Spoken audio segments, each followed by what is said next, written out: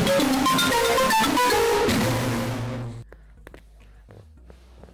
am Zach Yokobuchi, and this is the EBP.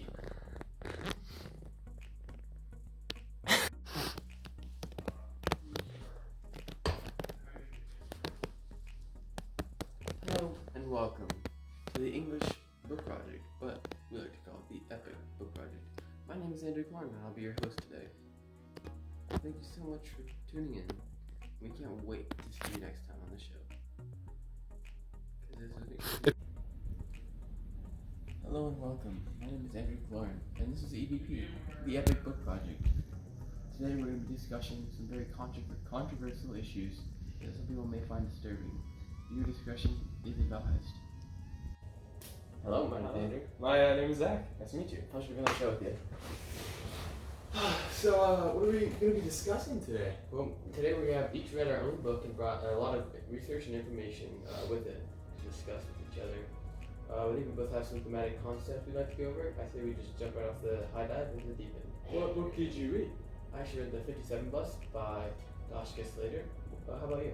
I read Educated by Tara Westover. Awesome. I hear that's really good. Yeah, it's it's pretty not too long ago. It's a kind of recent book. It was written recently, and mine. the story kind of takes place in Utah, and it's about a young girl and her challenges as she grows up in traumas with a family that has secluded themselves from the government because of their harsh beliefs. It is a true story, right? Yes, it is a true mine. story. Yeah, mine is also really recent as well. It's about a poor black guy who actually catches a Asian skirt on fire as a prank.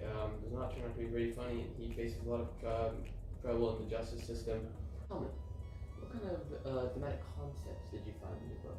Well, there was a general theme of educational rights, and the storyteller, Tara, these rights are taken away from her for most of her life in her fight to get some of those rights. What about you? Really sad. My book is about an agender who is not treated well. So the gender rights are a huge part and racial discrimination in the justice system and just in general. Because he's a black guy who takes a lot of heat because I think it's actually charges for a hate crime. Sounds like they're both kind of about human rights. Would you say that's correct? A very acute observation. Alright, Zach. In your book, Educated by Tara Westover, so Tara Westover is the author, right? Because by her. Of course. So, Memoir. what argument is Tara Westover making in the book of Educated? Like how is she arguing throughout the book? Like, what argument is she making? I guess is what I'm trying to ask. So, Educated, it's a memoir by Tara Westover. She's talking from her point of view, and you realize that the overall argument is probably somewhere along the lines of that no matter what challenge someone could face, it solely relies on the person's drive and determination to, in the end, find an outcome that they want. You know, like she pushes throughout this entire book to fight for her education that's been deprived of her, and she proves everybody wrong along the way, like her older brother Sean, who was very harsh and just a very bully. He was a bully to Tara as she was a child, and even throughout whenever she was an adult. Did I even answer that? Yeah, I think you did an exceptional job, but could you dive a little deeper into specific parts where she overcame these challenges? You know what I mean? Yes, I know plenty. That's awesome. So I'd say one of the bigger ones probably was her father. Her father is constantly telling her no, that the government is just corrupt and evil and it's part of the devil and all this college and everything is just sinning, basically. Tara fights for her education by learning more. You know, she goes to get a degree. She takes the ACT. Tara has an older brother who has been fighting for college whenever he was ever since he was a little kid too. He loved math. Sean? Not Sean, no, different brother. She has like 12, right? Yeah, she has a pretty big family, and so he tells her that there's this test, the ACT, And he tells her how to study for it and what to do, and she goes and takes it once just to try to get. Did he go to college? He did in the end end up going to college, but yes, kind of, yeah. Basically, she goes and takes the ACT, not studying yet whatsoever. She was just hoping that she could get a good enough score to get into college, and she completely fails. She didn't even know what a bubble sheet was. It's a whole embarrassing experience. She comes back, learning from this experience, learning more, trying harder, and finding ways to learn, hinting to the educational rights, like it's her right to learn about these things. And she takes the ACT and passes. She gets a good enough grade to get into BYU, and she. What school is that again? Oh, Brigham Young University. Yeah, Brigham Young University. And she makes it in, and that's her first real success she made throughout for starting out her career. That's really awesome. We're also So, what argument do you think? Oh, I'm so glad you asked. I've been waiting all of this time to answer that. What argument? Yes.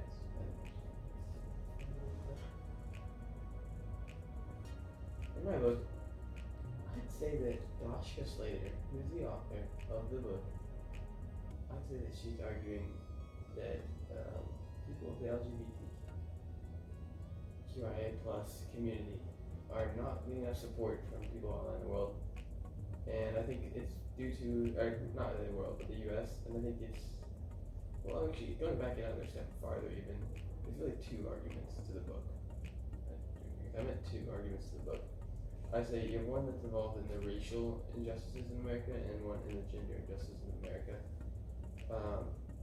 So I think the gender injustices, she's arguing that there's just not enough support for people like that, and there's really not enough knowledge spread around the world, so people don't even know like what it is, and that leads to like some issues, like people making fun, calling Sasha a man in a kilt, but in fact they were an agender wearing a dress.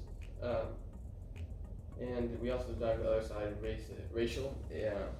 We look at Richard, who is a black male, who is very poor, raised with low amounts of money. I don't believe he had a father, or he had one, just didn't grow up with him. And he, hangs out with his friends and doesn't really do that well in school. And his friends one day pressure him to do a prank, and he lights Sasha's dress on fire, expecting it to smolder, is what he said in the official interviews, and instead it catches into a full-blown inferno and burns Sasha's leg all over pretty bad. And this leads to a lot of hate for him. The media reports it as a hate crime, and then he's tried as a hate crime. I said, wow. Yeah, he gets a lot of hate, and the entire world hates him pretty much during this time. The media is just uninformed, and they don't capture any part. They say he did it because he hated gay people, and he did come out as a homophobe. So I guess he didn't like gay people, but that's not the important part. But you'd say that in general it was a misconception of what In general, he thought that any sort of non-straight people were gay people, but that's just not accurate. There's many types of more to it, yeah. And many types of non-binary people. And so this just led to media misconceptions saying that he hated any sort of gay people or LGBTQ plus IA people. And that led to a lot of problems with his in the court system. He was almost tried as a hate crime, and then it was reduced, and then it was increased and reduced, and it just went all over the place. His trials lasted for weeks or months, actually years. Sasha was in college before losing a resolution to the whole case. He was just thrown around in juvenile hall for years, and it was a really tough time for him, and likely due to his race. Thank you. Just relax a little bit. So Zach, what kind of activities do you do out of school? And now it's time for a commercial break. Do you ever sit in the shower and wonder what the freak you're doing because the bristles on the brush hurt so darn much? Boy, do I have a solution for you. 水 That means water in Chinese. And actually, speaking of Chinese, that's where the coronavirus originated. And we want to warn you, the coronavirus is no joke. we need you all to be very safe. It's a public service announcement. So ways to stay safe from the coronavirus. You want to avoid touching commonly touched places, such as like faucet handles, door handles, push bars on doors. It's a really common one. Light switches too. You can do that with your elbow, or maybe use your shirt for a cloth. Open doors with your feet, and like look for the automatic faucets as well. Or using water fountains instead of touching with your hands, you can actually use your elbows. There's just a few ways to stay safe. Let's see. Also, you can avoid being on highly occupied places such as subway trains, airplanes, and even large buses. And also, like sporting events. I know a lot of them got canceled, but even for the few that are still running, you can be really careful and try to stay away from people. Here's just a few ways you can keep yourself safe and prevent further spread of the coronavirus. We all don't want COVID-19 to continue. We thank you for your cooperation. Really be safe, guys. So, Andrew, like in my book, Educated, the main character, Tara, her educational rights are stripped from her. Just so that's talking about from real world. I know. I'm going to go into that, sir. Sorry. I can't wait. All right, jump right in. So, in the real world right now, there's a lot of people that aren't receiving the education they need. Women were not receiving the education they deserved compared to men. That's right. And the same thing was happening with race. And as you stated, the LLGB, you know what I'm talking about. And it's just not fair, And the world's making countless efforts to make change in this. And even as your book stated, recently, there's been a problem with that. But I don't know what to tell you. The world is trying. I kind of agree with that, but I also don't agree with that. Like, the world is trying, but it's only in some countries, like the first world countries, like the United States, Canada, and a lot of the European countries. They're the ones really trying, because they're really able to put the money into public education system. But then you have the second and third world countries that they have to put their money towards other things than education. Their education is not the most important thing for their citizens. They really want to focus that money, and they put it in other places, like in like the basic economy, build the structure so they can develop, and then eventually education will come. But that's a problem, because some people just aren't getting the basic human rights that they deserve, and that's a big deal. I understand. Big problem. Well, Andrew, so then why did the authors write these books? What's the purpose? Where's my book? So yes. I'm talking about, I really been waiting the whole time to answer this question.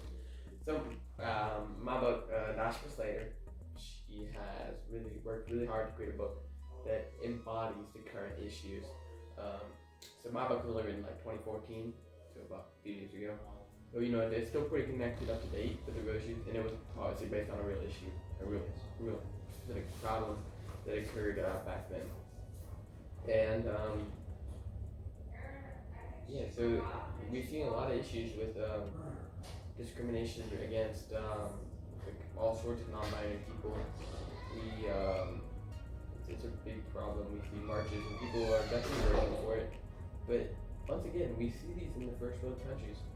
But in the third world countries, we just don't even see any sort of rights being fought for, because once again, people just don't care in the third world countries like they do in the first world countries. I'm not saying everyone in the first world countries doesn't care. I'm not saying everyone in the first world countries cares, because they don't. There's still some resistance to that movement. But in also third world countries, I'm not saying everyone doesn't support them, because there's a few people who do. But I'm just saying there's an overall lacking trend of support in third world countries versus first world countries. And I think that connects back to Zach's book, and really it combines together for human rights. In human rights, we see a larger support for human rights in more developed countries, versus in third world countries we see we just see a lot less respect for basic human rights. And it's not really so much as people are actively choosing to ignore those rights. It's more so just a lack of money that automatically leads on a path to ignore these rights. And that's just because they have to get money somehow. Like in the United States, we have a stable economy, the government has public schools. In the third world countries, we just don't see those public schools. We don't really see a lot of government support for people, because they're spending that money once again on a dying military, or getting basic economy or infrastructure like roads that we already have. So I think human rights really becomes an issue on GDP per capita, which is the amount of gross domestic product of a country divided by the population. So it's really just a wealth per citizen kind of thing. And as it's lower, we see less human rights, and higher, we see more human rights. It's a general trend that we see. Zach, what do you think about that theory? I completely understand what you're saying about that theory. Would you say that your book is a call to action then? You think it's supposed to call on the world to notice this issue and raise awareness? I think there's definitely an aspect of that. It also tells, no, actually it's all about it. It tells a story of a very specific issue, but it also, it's like, it makes you feel it's happening pretty often. Not exactly the scenario, because it's really, really interesting how it was really focused on two issues and happened to coincide because they brought the racist issue and the gender issue and they smashed it into one. Okay. And I think that's really interesting. It doesn't happen always, but individual events happen all over the place. They don't blow up like this one did. Personally uneducated, the book I do not think was written to raise awareness for all these families and situations where kids are not receiving the education they deserve. People know that's a right. It's to tell a story of someone who had this right stripped from them, but still managed to succeed in life because they had the perseverance and power to find within themselves. And I think it's just very impressive, and it proves that no matter who you are, you have the ability to overcome some of the obstacles in life and just, push on. And I was just wondering if there's any of that inside of the 57 bus, like a big challenge that the person overcomes and a final resolution, like a success story. Absolutely. I mean, it really is what the whole book is about. You see Sasha face lots of discrimination, especially by Richard, who is the black male. And Sasha is burned. They face people making fun of them at school and all over the place. And even Sasha's dad was out running with short shorts and is beaten by a group of people who just call him gay. He's not gay, he's married to a woman.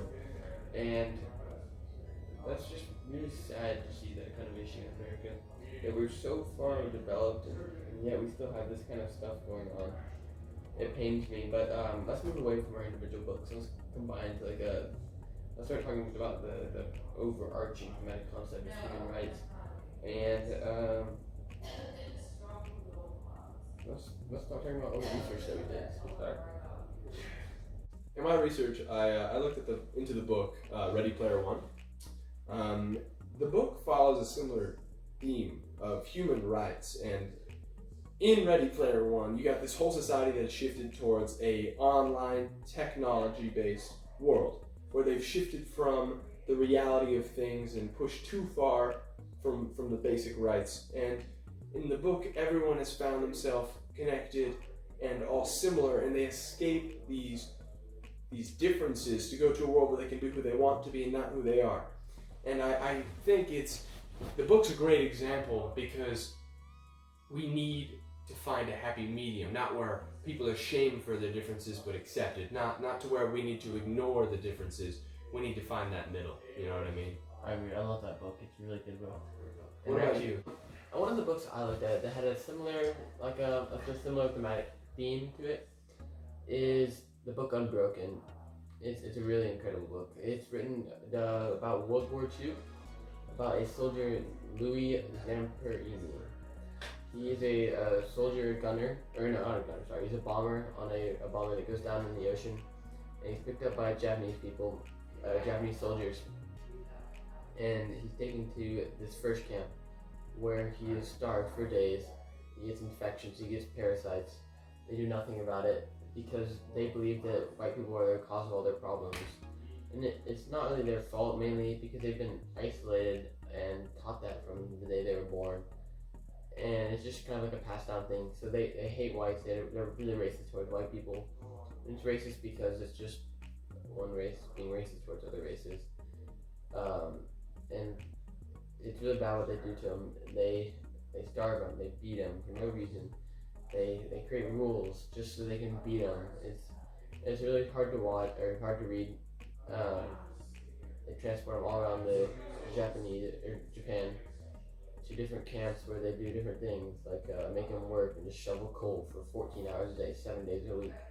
Or one of them is a really cold camp that is like freezing and they have no warmth, so they're freezing, getting frostbite on their toes. Some people's toes are falling off, and the whole time they're like 80 pounds. New Hampshire was actually he's an Olympic milestone. He was going to win, or was supposedly going to be the first person to break the 4-minute mile. And he was a healthy man at like 150 pounds. By the time they found him, he was like 90 pounds. You see every single rib from miles away. That's how obvious it was. And they just starved him, beat him. It was pretty terrible. But that's just an example of the racism and how racism can be both ways. It just depends on who's the more dominant race in the area and how they really feel. I mean, yeah, Thank you for that. Completely get where you're coming from. It's a very. Have you read the book? I have not read the book, but You should. maybe I'll check it out. Yeah. This seems like a good time for a commercial break. Are you ever stuck in the shower wondering why the frick the bristles on your brush hurt so much? 牛油 That means butter in Chinese. Butter has so many purposes. It slides Car right wax, forget that. Hand soap, forget that. Eye drops, forget that. Shampoo, forget that. Deodorant, forget that. But the most important use is in the shower, where it makes germs just slide right off. Germs slide right off. Speaking of germs, Coronavirus isn't. In fact, it's a virus, which means that hand sanitizer doesn't kill it, usually, because it can't be killed, because they're never living. They're just genetic parasites that attach to a cell to replicate its own DNA. some common places that you would like to avoid. Such as door handles and commonly touched push bars for bigger doors, Even light switches. and faucets. You don't want to touch these. In fact, you could use your elbow or Your hand sleeve or jacket. Even your foot to kick open a door. all these are ways that you can prevent yourself from getting the coronavirus and spreading it to others. Not to mention butter. Thank you for keeping our community safe. Welcome back from that commercial. We hope you enjoyed it, and we really plead and absolutely beg you to please follow these procedures to avoid the coronavirus. Thank you. And we're diving right back in. We're going to talk about the Human Development Index. If you guys don't know what this is, it's known as the HDI. It's a compound rating of basically the quality of life in a country. It takes into account income, education, and healthcare. So we earlier we talked about the GDP and GDP per capita, but those are not really great determiners of health, such as in oil-rich countries that really don't have like a good HDI. They might have a high GDP just due to their massive oil exports that are worth tons of money, but not everyone's actually doing good from those. But what we were talking about, they are doing really good because their HDI takes into all those accounts, and so there's a few articles on it. I read on the UN website and about how they have how they rank the countries, and we see the richer countries are typically at the top, but not always at the top. It's actually a bit off. We see big countries like the United States, who we think is a powerhouse. They're only ranked 15, and we see countries like Norway and Sweden, who aren't super huge powerhouses, but they are ranked really high. It's really not about wealth. I want to thank you, viewers, so much for watching our podcast, talk show, whatever you want to call it. It means a lot to us, and we really hope you enjoyed some of the topics and views we discussed together. And I want to thank Andrew for being on the show with me today. And I want to thank you guys especially for joining in and listening in on our amazing talk show. Thank you very much, and have a wonderful night.